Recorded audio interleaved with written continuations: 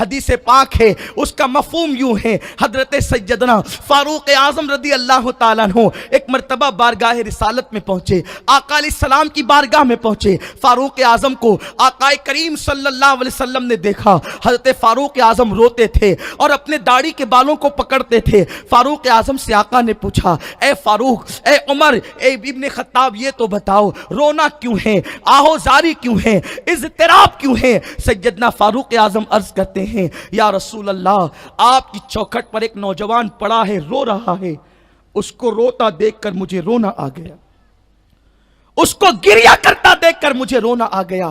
آقا نے فرمایا، کون ہے وہ جوان؟ بلاؤ اسے۔ وہ جوان آیا، میرے آقا کریم صلی اللہ علیہ وسلم نے پوچھا، اے نوجوان کیا ہوا؟ اس نے کہا، آقا بہت بڑا مجرم ہوں، بہت بڑا گنہگار ہوں، آقا بڑا پاپی ہوں، میرے لیے دعا کرے اللہ میری مغفرت فرمائے۔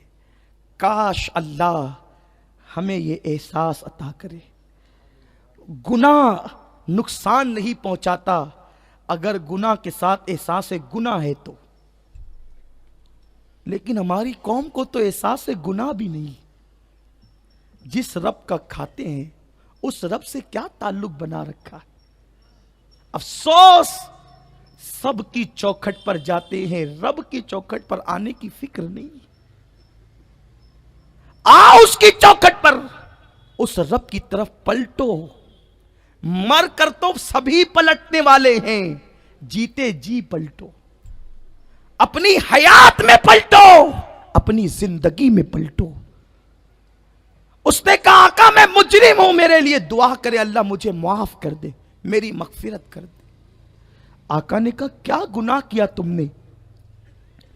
اس جوان نے عرض کیا، آقا شرم آتی ہے، یا رسول اللہ بہت بڑا مجرم ہوں، آقا بہت بڑا مجرم ہوں، میرا گناہ بہت بڑا ہے۔ آقا نے پوچھا، اے جوان کیا تیرا گناہ زمین سے بڑا ہے؟ عرض کیا، ہاں یا رسول اللہ میرا گناہ زمین سے بھی بڑا ہے۔ پھر میرے رؤوف و رحیم مصطفیٰ کریم نے پوچھا، کیا تیرا گناہ آسمانوں سے بھی بڑا ہے؟ عرض کی، ہاں یا رسول اللہ میں نے آسمانوں سے بڑا گناہ کیا ہے۔ پھر آقا نے پوچھا، کیا تو نے عرش سے، کرسی سے بڑا گناہ کیا؟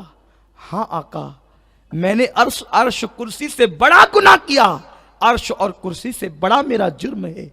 آقا نے فرمایا، کیا تیرا گناہ اللہ کی رحمت سے بڑا ہے؟ کیا تو نے اللہ کی رحمت سے بڑا گناہ کر لیا؟ اس نے گردن کو نیچے کر لیا، آنکھوں سے آنسو جاری ہو گئے اور کہا، نہیں یا رسول اللہ، نہیں میرے آقا، میرا گناہ بہت بڑا ہے لیکن میرے رب کی رحمت سے بڑا نہیں ہے۔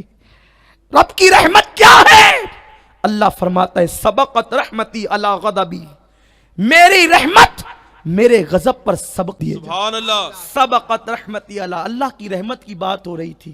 اس نوجوان سے آقا نے کہا، کیا تیرا گناہ اللہ کی رحمت سے بڑا ہے؟ اس نے کہا، نہیں آقا میرا گناہ اللہ کی رحمت سے بڑا، بہت بڑا ہے لیکن اللہ کی رحمت سے بڑا نہیں ہے۔ آقا نے فرمایا، تو پھر بتا تو نے کیا جرم کیا؟ اب اس جوان کا جرم سنے۔ وہ کہتا ہے، آقا میں 8 سال سے کفن چراتا رہا، اللہ 8 سال سے کفن چراتا رہا۔ کفن چراتے چراتے ایک دن انصار کے قبیلے کی ایک خوبصورت لڑکی کا، مالدار لڑکی کا انتقال ہوا۔ قبر کھودنے والے نے مجھے کہا کہ آج بہت مالدار اور خوبصورت لڑکی کا انتقال ہوا ہے، کفن بڑا قیمتی ہوگا۔ میں اس قبر پر نشان لگا آیا اور رات کو جب میں گیا تو تازہ قبر میں نے کھولی، اور جب میں نے قبر کو کھولا اس خوبصورت لڑکی کو، جوان تھی، باہر نکالا اور نکال کر میں نے اس کا کفن چھینا۔ بڑا قیمتی کفن تھا۔ رات کا سناٹا، حدیث پاک کا مفہوم ہے، میں اپنے الفاظ میں عرض کر رہا ہوں۔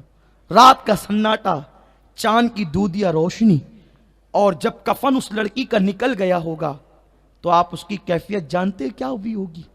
پھر کیا ہوا؟ لڑکی پوری برہنہ تھی، قبریں آس پاس تھی، وہ نوجوان کہتا ہے میں جب کفن لے کر کے نکلا میرے دل نے سوچا اتنی خوبصورت لڑکی ہے.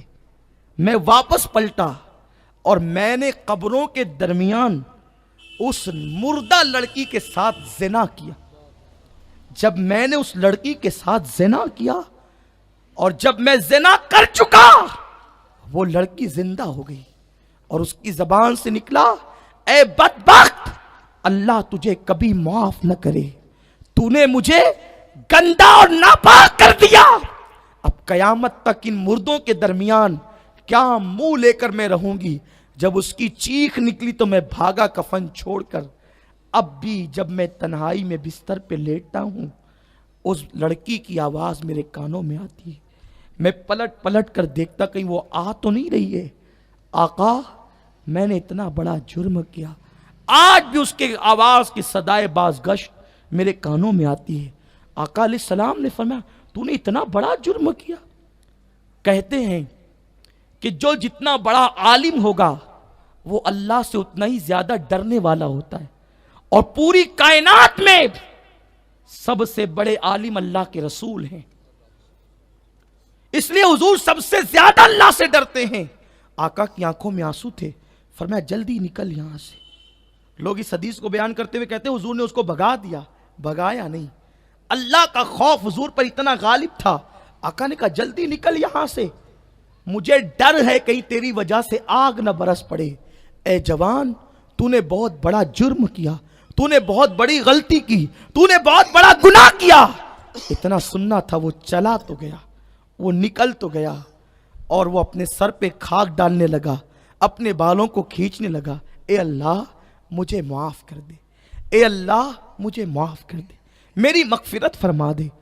40 دن تک وہ روتا چلاتا رہا.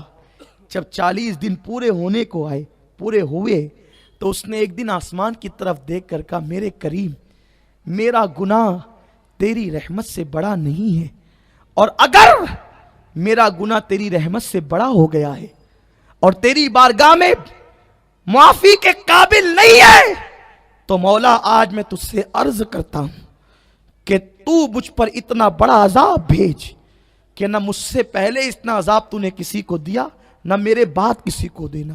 بھیج دے آگ, بھیج دے انگارے تاکہ وہ مجھے جلا دے. اور مولا میرا گناہ یقیناً اتنا بڑا نہیں ہے اور ہرگز نہیں ہے, تیری رحمت بڑی ہے. تو مولا تو اپنے حبیب کو بتا دے کہ تو نے مجھے معاف کر دیا ہے. ابھی اس کے یہ جملے تھے, اس کی آنکھوں سے آنسو نکل رہے تھے.